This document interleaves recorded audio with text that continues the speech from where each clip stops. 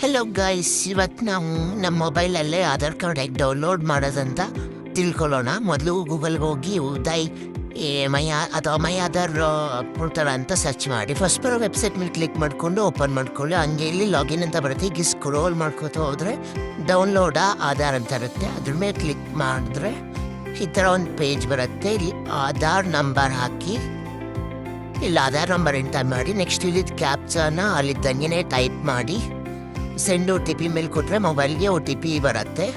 ಆ OTP ಬಂದ ತಕ್ಷಣ ಇಲ್ಲಿ OTP ಇರಲಿ, OTPನ ಹಾಕಿ ವೆರಿಫೈ ಆ್ಯಂಡ್ ಡೌನ್ಲೋಡ್ ಕೊಟ್ಟರೆ ಇನ್ನೊಂದು ಪೇಜ್ ಓಪನ್ ಆಗುತ್ತೆ. ನೆಕ್ಸ್ಟು ಅದು ಡೌನ್ಲೋಡಿಂಗ್ ಆಗುತ್ತೆ. ಇವಾಗ ಹೋಗಿ ಅಲ್ಲಿ 3 ಡಾಟ್ ಮೇಲೆ ಕ್ಲಿಕ್ ಮಾಡಿ ಡೌನ್ಲೋಡ್ಸ್ ಇರುತ್ತೆ. ಅಲ್ಲಿ ಹೋದ್ರೆ ಈ ಆಧಾರ್ ಅಂತ ಒಂದಿರುತ್ತೆ. ಅಲ್ಲಿ ಆ ಫೈಲು ಪಾಸ್ವರ್ಡ್ ಪ್ರೊಟೆಕ್ಟೆಡ್ ಆಗಿರುತ್ತೆ. ಅದಕ್ಕೋಸ್ಕರ ನಿಮ್ಮ ಆಧಾರ್ ನೇಮಲ್ಲಿರೋ ಹಂಗೆ first 4 digit name letters, next ನೀವು ಯಾವ ಇಸ್ವಿಯಲ್ಲಿ ಹುಟ್ಟಿದ್ದೀರಾ ಅಂತ ಹಾಕಿದ್ರೆ ಅದು ಓಪನ್ ಆಗುತ್ತೆ.